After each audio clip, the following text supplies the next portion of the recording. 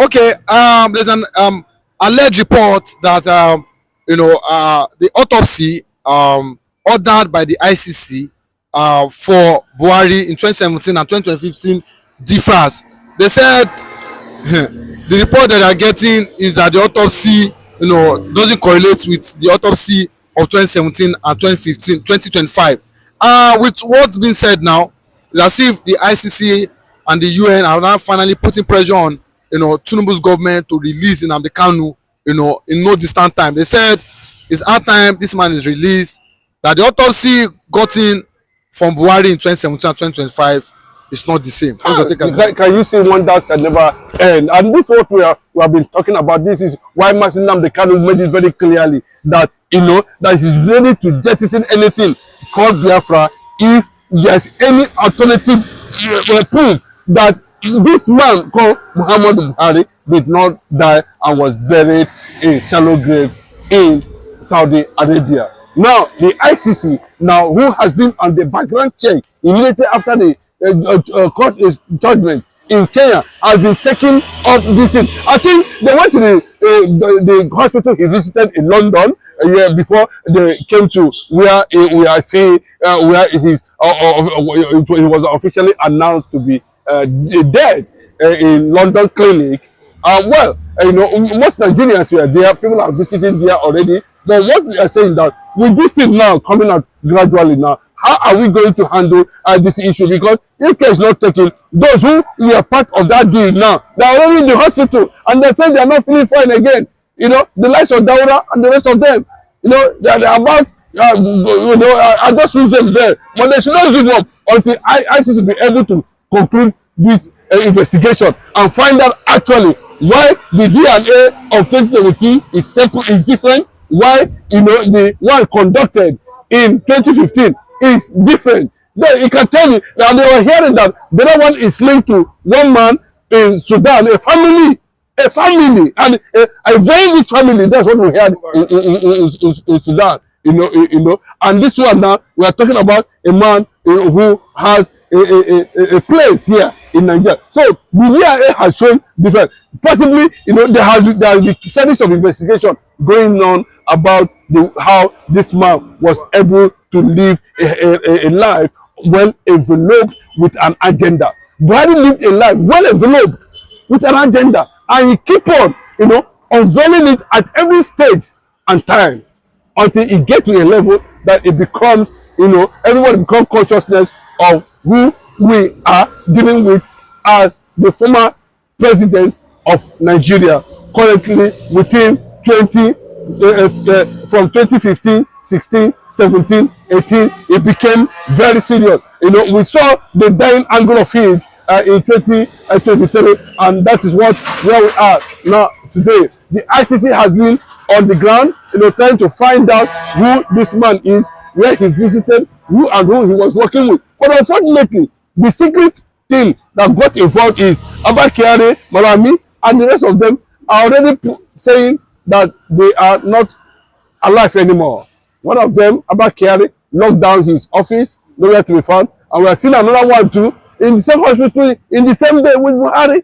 And unfortunately, Buhari couldn't make it anyway, and Mama Daura is still there. So what are we talking about? So this controversy, and allow ICC themselves to do a thorough investigation and find out actually what actually went wrong. That's the most important thing that the world needs to know. Because before you start talking about the release of Nnamdi Kanu, we need to be very careful at this point in time, because any action taken is going to have a very deep consequences on the image of Nigeria. And the people who are preparing this, who are working for this, behind the scene, are not joking. Imagine what will take a whole medical experts to go back to 2017 and begin to look for, what happened in that hospital in London in 2017, then where he was ferried to, then how they moved to Saudi Arabia and thereabout and began to collect this. And successfully they were able to do that, as reported. Now, we are seeing this one too, having and they are trying to put these things together, and it is not corresponding. They are showing differences in culture. They are showing differences in biological heritage. They are showing differences in genetics. They are showing differences in representation in terms of regeneration, localization, where they come from. So this DNA now does not, it's just a synergy with that of 2017, and that is where we are going to see what Malami, Daura, and the rest of them are going to do at the end of the day. How are they going to escape the wrath of what is going to come at the end of the day? Because of course we are hearing that there's already uneasy calm in Washington. The congressmen are meeting and telling you that what they are getting from the report of Joe Biden, that this man is no more and there's nothing anybody can do about it. The world don't need to be silent anymore, and they are taking that instruction, and the congressmen are meeting and they are issuing, it was reported that where Nnamdi Kanu now is now should be fortified. And fortification of it means that any moment from now, there is going to be a delegate from the United States of America and Israel directly to Asurok and order for Nnamdi Kanu immediate release. But what is going on now? Do you not think that, just like you said, if the UN and the ICC are coming together to finally, request for the release of Nnamdi Kanu after this Buhari day, because now it's becoming obvious that what Nnamdi Kanu said was the right thing.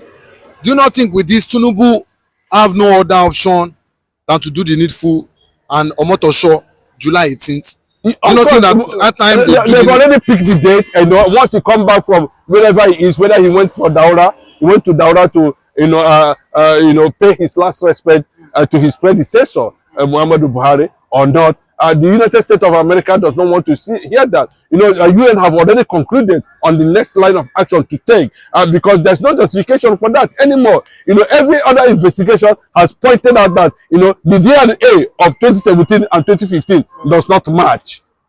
That's it. And UN are taking that upon themselves. ICC is still looking for how this thing we have been perpetrated, and if there's anybody alive that were part of that criminality that took place in Kenya, and the kind of story we are hearing that a certain man needed to be faked so that to continue an agenda that has already taken concluded, the plans concluded, and the execution concluded right under the Arab world, championing Islamic agenda in Africa, especially in Nigeria. And the funniest thing is that, and they want to make Nigeria their own indigenous land. And everything about that has been settled. The religious aspect of it has been settled. The military aspect of it has been settled. The political aspect of it has been settled. And everything is built around the emergence in 2017 of Buhari. When Buhari challenged Jonathan in 2015, 2016, 2017, he disappeared.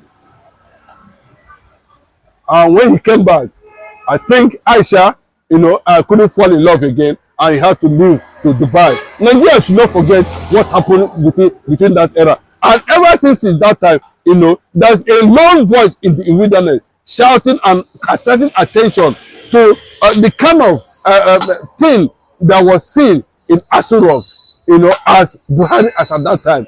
That is it possible that this man would have undergone this kind of medical transformation, that to an extent that people can no longer recognize him, his voice, or anything, and that his fingerprint cannot be able to have access to the presidential office in Asurok? That's the question we are asking, and that is what has triggered this thing from one point to another, and we keep on unveiling the mystery surrounding this stranger in Asurok from 2015 to 2023. Okay. Let's not forget in one interview with Nnamdi Kanu and Dele Momodu, we heard Nnamdi Kanu challenging Buhari and Dele Momodu to go to Aso Rock, with 20 young journalists for Buhari to come out, and give a live interview to them. But I don't think, during that period, Buhari was always on a recorded. It was always most of his interview were being recorded.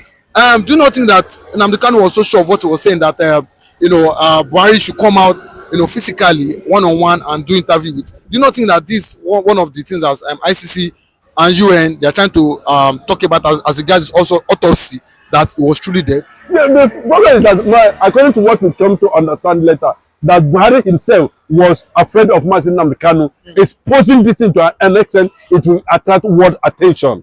That's the problem. It's not as if Nnamdi Kanu committed anything. They never want that thing to expose to an extent that it become a disturbing factor to achieving the agenda. That was why he was pushing Ruga, open grazing, and builder. You must accept it. To an extent, he even brought Islamic Bank to tell you that he wanted that thing to be achieved. And of course, we know that he's the last patron of all the Fulanis around the world. And you know what it means. So he needed to achieve it. And because this guy did not, they weren't expecting it, all of a sudden, Nnamdi Kanu, resurfaced from nowhere.